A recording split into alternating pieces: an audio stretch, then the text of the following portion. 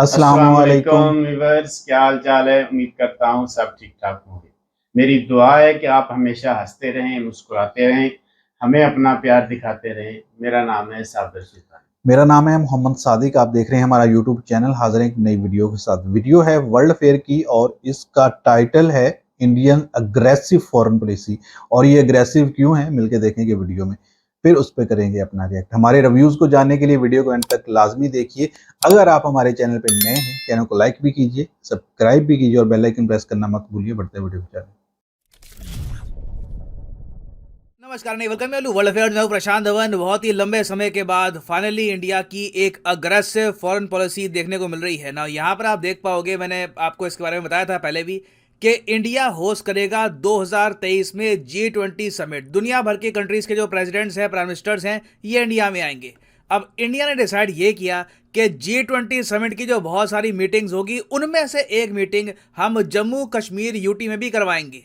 अब इसको लेकर आपको याद होगा कि पाकिस्तान और चाइना ने विरोध किया था, मगर इंडिया ने दोनों के विरोध को रिजेक्ट करते हुए, उसको इग्नोर करते हुए एक स्टेप आगे और बढ़ा दिया है। अब इंडिया ने यह भी अनाउंस कर दिया है कि एक G20 मीटिंग हम लद्दाख में भी रखेंगे। ये मैं आपको बता दूं, लद्दाख यूटी को चाइना मानता नहीं है। China does not accept Ladakh UT as a entity, as a part of India. तो ये एक मेजर स्टेप है और मेरे हिसाब से अब परफेक्ट टाइम है कि अरुणाचल प्रदेश में भी हम एक G20 मीटिंग रखवाएं। तो डिस्कस करते हैं इस टॉपिक को इन डेप्थ कि लद्दाख में G20 मीटिंग रखवाना इतना बड़ा स्टेप क्यों है, चाइना लद्दाख के बारे में इन द पास्ट क्या कह चुका है। डिस्कस करेंगे ये सब, बहुत कुछ आपको जानने को मिलेगा। मगर आगे बढ़ने से पहले आपसे क्वेश्चन पूछूंगा। क्वेश्चन यहाँ पर यह है कि उज्बेकिस्तान आजकल बहुत न्यूज़ में है। यूएसए और यूएन ने रिसेंटली कहा है कि जल्द से जल्द होनी चाहिए जांच पड़ताल कि उज्बेकिस्तान में हो क्या रहा है, यहाँ पर इतना वायलेंस क्यों हो रहा है। तो यहाँ पे आपको बताना है कि उज्बेकिस्तान की कैपिटल क्या है। बिल्कुल सिंपल क्वेश्चन है। यह है यहाँ पे आपकी ऑप्शन, नूर सुल्तान, दुशानबे, अशकाबाद या फिर ताशकंद। कमेंट सेक्शन में करिए उत्तर, सही आंसर आपको मिलेगा वीडियो के अंत में। नाउ अभी तक हमने देखा है कि पाकिस्तान ने अग्रेसिवली, जी हाँ मैं ये कहूंगा अग्रेसिवली, अपनी फॉरेन पॉलिसी को आगे बढ़ाते हुए पूरी कोशिश करी कि G20 समिट बॉयकॉट कर दे टर्की, सऊदी अरेबिया, चाइना। मगर अभी तक सिर्फ पाकिस्तान ने ही कहा है कि ये लोग G20 मीटिंग जो होगी इंडिया में 2023 में, इसका बॉयकॉट करेंगे। इवन दो पाकिस्तान के बॉयकॉट की कोई तुक बनती नहीं है, क्योंकि Pakistan is not a member of G20। मगर आज के समय पाकिस्तान और चाइना की फॉरेन पॉलिसी का एक पार्ट सही बन गया है कि जहां भी इंडिया को टारगेट कर सको, टारगेट करो। जहां भी आपको दिखे कि इंडिया के अगेंस्ट बात करने का स्कोप बनता है, तो चाइना पाकिस्तान के साथ खड़ा हो जाता है। और इस केस में भी ये हुआ। इवन दो चाइना ने ये नहीं कहा कि ये इंडिया का G20 समिट बॉयकॉट कर देंगे, मगर चाइना ने बैक किया है पाकिस्तान को। यह कहा है कि हम पाकिस्तान का समर्थन करते हैं कि इस तरीके से जो डिस्प्यूटेड लैंड है, इनके हिसाब से जो डिस्प्यूटेड एरिया है, वहां पर यह समिट की मीटिंग नहीं करवानी चाहिए। तो चाइना ने देखो बहुत ही अजीब सा काम किया पाकिस्तान को बैक करके, क्योंकि रिसेंटली बहुत कुछ होने के बावजूद इंडिया ने एक सभ्य देश की तरह चाइना का ब्रिक्स समिट अटेंड किया था। हमने उस वक्त ये नहीं कहा कि हम ब्रिक्स समिट को अटेंड नहीं करते हैं, बॉयकॉट करते हैं। मगर चाइना सिंस इंडिया के मेगा समिट को चैलेंज कर रहा है, तो इंडिया को जवाब देना था। और इंडिया ने भी, क्या मैं कहूंगा, परफेक्ट दिन चुना है चाइना को जवाब देने का। आज आपको पता होगा है 6 जुलाई। आज है दलाई लामा का 87वां birthday. Happy birthday the great Dalai Lama. और पीएम मोदी ने फोन करके उनको विश किया है। यहाँ पे आप देख पाओगे उन्होंने ट्वीट भी करी है, दुनिया को भी बताया है कि मैंने दलाई लामा से फोन में बातचीत करी है। We pray for his long life and good health. और इसी दिन जब दलाई लामा का बर्थडे है, जिसको लेकर मैं वैसे आपको ये बता दूं, चाइना बहुत सेंसिटिव रहता है। चाइना अच्छे से नोटिस कर रहा है ये बात कि दलाई लामा का birthday PM Modi properly celebrate करते हैं। इसी दिन इंडिया ने ये भी डिक्लेयर कर दिया कि कश्मीर में आपको दिक्कत हो रही थी ना कि कश्मीर में G20 मीटिंग क्यों, चलो अब एक काम करते हैं, हम इसमें एडिशन कर देते हैं, अब लद्दाख में भी मीटिंग होगी। क्योंकि मैं आपको ये बता दूं, चाइना ऑफिशियली अरुणाचल प्रदेश की तरह लद्दाख को भी रिकॉग्नाइज नहीं करता। जी हाँ, लद्दाख की यूनियन टेरिटरी के बारे में चाइना का जो विदेश मंत्रालय है, ये ऑन रिकॉर्ड कह चुका है कि ये इलीगली सेटअप यूटी है बाय इंडिया। लद्दाख जो ये नाम है, यूनियन टेरिटरी ऑफ लद्दाख, इसको भी चाइना एक्सेप्ट करता नहीं है। इवन दो लद्दाख का जो बहुत सारा एरिया है अक्साई चिन का, ये चाइना ने कब्जा रखा है। नाउ इंडियन पर्सपेक्टिव से आप अगर देखो,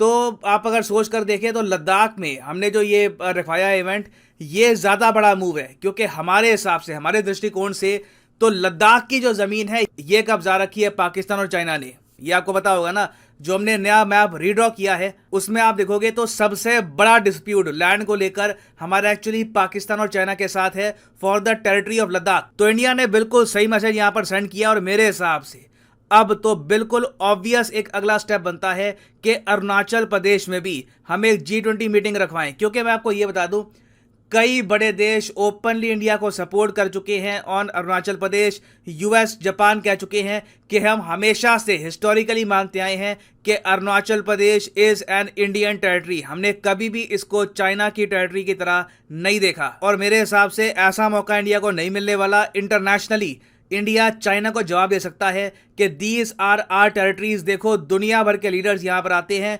accept you no one believes this theory कि ये इंडिया का पार्ट नहीं है। और अगर आप सोच रहे हैं चाइना भी अगर पाकिस्तान की तरह बॉयकॉट कर देगा इस समिट को तो क्या होगा? क्या आप इसको एक बैज ऑफ ऑनर मानोगे अगर चाइना गुस्से में आके G20 समिट में थोड़ी सी पार्टिसिपेशन कम कर देता है? ये तो मैं तो कहूंगा कि अपने आप में इंडिया के लिए एक जियोपॉलिटिकल जीत होगी कि हमने चाइना को इतना प्रेशराइज कर दिया कि इनको ये स्टेप लेना पड़ा। नहीं तो वैसे आप अगर देखो तो बाकी कोई भी देश नहीं है G20 में जो चाइना की ज़रा सुनने वाला है। टर्की आप कह सकते हैं, देखो टर्की आज के समय जिस लेवल पर यूएसए के सामने झुक गया है, मुझे लगता नहीं है कि जब यूएस टर्की को प्रेस करेगा कि चुपचाप ये समिट अटेंड करो, पाकिस्तान की ज़रा सुनना मत यहाँ पर, आई डोंट थिंक टर्की ज़्यादा कुछ प्रोटेस्ट करने वाला है। फिर रशिया को अगर हम देखें तो रशिया मेरे ख्याल से न्यूट्रल रहेगा, रशिया चुपचाप ये समिट अटेंड कर देगा, रशिया कुछ यहाँ पे बॉयकॉट करने नहीं वाला। बाकी कोई भी और देश नहीं है जो चाइना की दूर दूर से भी सुने, 1% भी चांस नहीं है। Brazil, Germany, Indonesia, Japan, Mexico, Italy, south Korea, कोई यहाँ पर नॉर्थ कोरिया नहीं है, कोई पाकिस्तान नहीं है, यहाँ पर कोई भी ऐसा देश नहीं है जो चाइना पर बहुत ज़्यादा डिपेंड करता है। तो चाइना बेसिकली आप अगर देखो तो फंस चुका है। और अगर चाइना इस बार का G20 समिट बॉयकॉट करता है तो मैं आपको ये बता दूं इससे प्रेशर आ जाएगा चाइना पर। और जैसे आपको बताऊंगा हम लोग काफ़ी बार इंडिया में बातचीत करते हैं कि हम ब्रिक्स का पार्ट क्यों हैं, चाइना के साथ हमारे जो जियोपॉलिटिकल इंटरेस्ट हैं ये अलाइंड होते नहीं हैं। अब चाइना में भी विचार होगा कि हम ब्रिक्स का पार्ट क्यों हैं, इंडिया के साथ हमारे इंटरेस्ट अलाइन होते नहीं है। तो ये एक बड़ा मूव है by India. It will be interesting to see how China responds. ना वापस आते हैं अपने प्रश्न की तरफ कि उज्बेकिस्तान आजकल न्यूज में है। What is the capital of Uzbekistan? तो सही उत्तर यहाँ पे है option D, Tashkent is the right answer. ये बात याद रखना, कजाकिस्तान की कैपिटल है नूर सुल्तान, तजिकिस्तान की कैपिटल है दुशानबे, तुर्कमेनिस्तान की कैपिटल है अशकाबाद और उज्बेकिस्तान की कैपिटल है ताशकंद। और फाइनली अगर मैं ये भी ऐड कर दूं कि 8 जुलाई तक एक स्पेशल ऑफर चल रहा है एसएससी बैंक यूपीएससी एग्जाम्स के लिए। सिंपली आपको जाना है कमेंट सेक्शन में। अब देखो मान लो अगर आप परचेज करते हो यूपीएससी का कोर्स, तो यूपीएससी के कोर्स में क्या है कि अगर आप 1 साल का कोर्स परचेज जी तो व्यूअर्स वीडियो हमने देखा, वीडियो था इंडिया की अग्रेसिव फॉरेन पॉलिसी और जिस तरह से वो G20 समिट को कुछ मीटिंग्स कह रहे हैं कि हम जम्मू एंड कश्मीर में रखेंगे, तो आप पूरा का पूरा ही रखिए, इसको वहाँ पे ही करिए लद्दाख में और जम्मू एंड कश्मीर में। हमें इस पे कोई प्रॉब्लम नहीं है और पाकिस्तान ने सिर्फ खाली खुली बयान देने, लेकिन आपने इसको किस तरह से मैनेज कर पाना है ये आपकी सोचने की ज़रूरत है कि आप इसको मैनेज कर पाएंगे या नहीं। इंडिया लद्दाख में करवा पाएगा? आप खुद से इस सारे इवेंट को ही मुतनाज़ा बनाने की कोशिश कर रहे हैं या फिर ये ऑफिशियली गवर्नमेंट की तरफ से अनाउंसमेंट नहीं है, ये चंद जो खुद से ही जर्नलिस्ट बने हुए हैं, जिस तरह यूट्यूबर्स पे जो बात इतनी हाईलाइटेड नहीं होती उसको भी हाईलाइट करने की कोशिश करते हैं और वो उस तरह से गवर्नमेंट की पॉलिसी में नहीं होता, लेकिन यूट्यूब पे उसका इतना शोर और वेला मच जाता है। हमारे यहाँ तो यही होता है कि गवर्नमेंट उस पर कुछ कहे ना कहे, जो हमारे यूट्यूब के दानिश्वर होते हैं वो इसको बढ़ा चढ़ा कर पेश करते हैं। तो आप इसको मतनाज़ा बनाने की कोशिश कर रहे हैं, आप ना इसको लद्दाख में करेंगे ना इसको कश्मीर में करेंगे। जिस तरह से नॉर्मली ये होता है, मीटिंग्स होती हैं, वैसे ही होंगी G20 समिट की।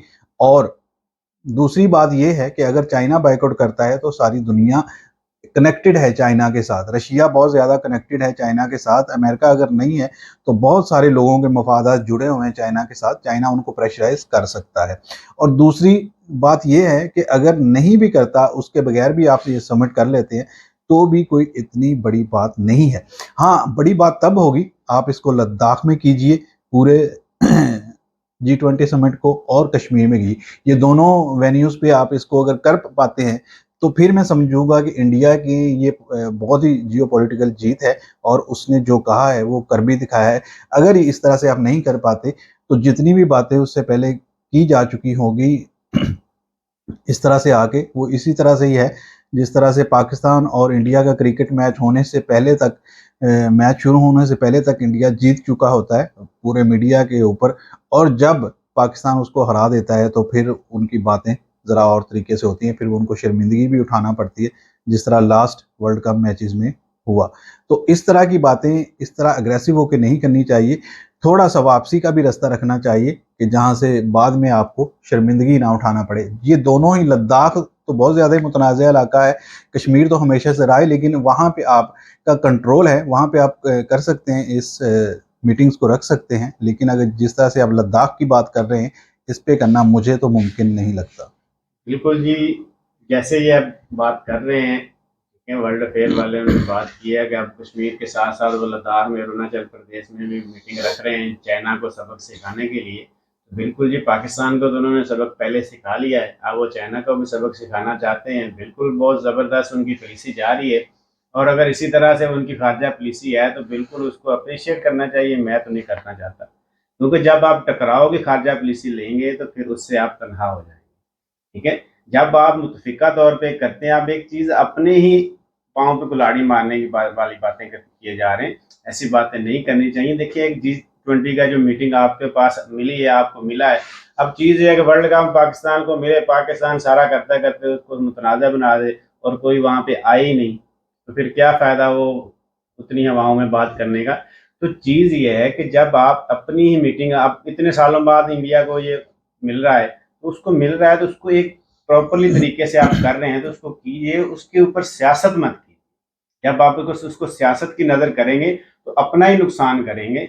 अगर आपने एक चीज़ की है, आपको वाई वाई मिल रही है, बिल्कुल बहुत ज़बरदस्त आपको टीआरपी मिल रही है और आपकी जो रेटिंग है वो आसमान को छू रही है कि देखें जी, हम ये नई खबर लेके आए हैं, पहले हम कश्मीर में कर रहे थे, अब हम लद्दाख में भी जा रहे हैं, अरुणाचल प्रदेश में। हमने पाकिस्तान को सबक सिखा दिया है, पाकिस्तान पूरी दुनिया के तरले कर रहा है और अब चाइना भी करेगा। ऐसी बातें नहीं करते। वो चीज़ ये है कि पाकिस्तान में जो हुकूमत है ना, उसकी वजह से आपको बात करने का मौका मिल जाता है। चाइना में ऐसी हुकूमत नहीं है। अगर आप उनके साथ ऐसी बातें करेंगे तो पहले भी वो आप चाइना के साथ बातें कर चुके हैं और उन्होंने भी आपके साथ बहुत अच्छी बातें की हैं।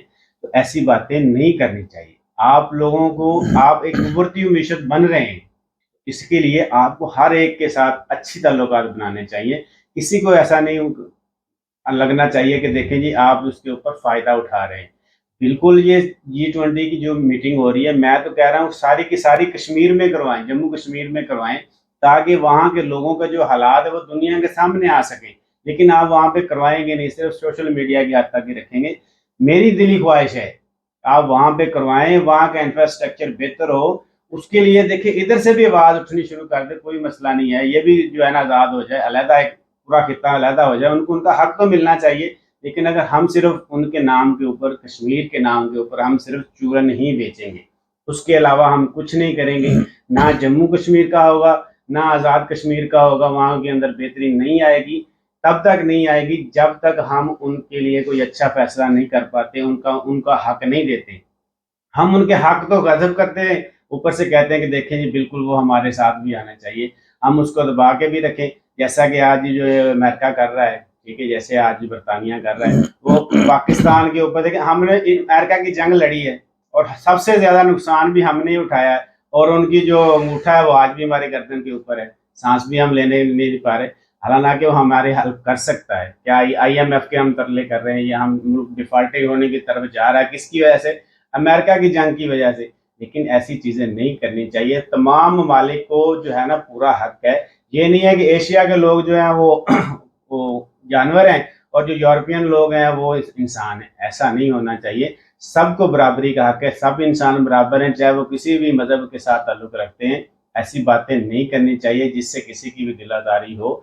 बिल्कुल, आप G20 की मीटिंग कर रहे हैं तो उसको बिल्कुल कीजिए, ज़बरदस्त तरीके से कीजिए। आपकी खारजा पॉलिसी है, उसको इस तरीके से कीजिए कि आपका नाम जो है दुनिया के अंदर जो है ना रोशन हो, ना कि उसका बदनामी का बायस बने। इसको मुतनाज़ा बनाने की मेरा ख्याल में तो ज़रूरत नहीं है। बिल्कुल। इंडिया को अगर इतना बड़ा इनिशिएटिव डिमांड मिल रहा है तो उसको अच्छे तरीके से ऑर्गेनाइज़ कीजिए और जिस तरह से इंडिया की वाहवाही हो रही है उसमें कमी लाने की कोशिश ना कीजिए। बिल्कुल। इस तरह से किसी को भी प्रॉब्लम, सिर्फ चाइना को नहीं, पाकिस्तान कोई G20 समिट का हिस्सा ही नहीं है और उस पे अगर वो बात करता है तो कश्मीर का नाम है तो वो बात कर लेगा, लेकिन अगर चाइना करता है और चाइना के साथ बहुत सारे लोगों के मफादात जुड़े हुए हैं, तो अगर लद्दाख का अगर ये ऑफिशियली गवर्नमेंट की तरफ से है तो फिर तो मेरा नहीं ख्याल कि ये मुतनाज़ा ये बन चुका है मुतनाज़ा, और इंडिया को ऐसा नहीं करना चाहिए। लेकिन हर किसी की अपनी पॉलिसी है, अपने हिसाब से उसको चलाएगा, मेरे हिसाब से नहीं। ये मेरा नज़रिया है, आपको अच्छा लग सकता है, बुरा लग सकता है। आई होप सो हमारी वीडियो आपको अच्छी लगी होगी। वीडियो अच्छी लगे लाइक कर दें, शेयर कर दें, कमेंट सेक्शन में अपने राय का इज़हार कर दें। वीडियो को अंत तक देखने का शुक्रिया। अल्लाह हाफ़िज़।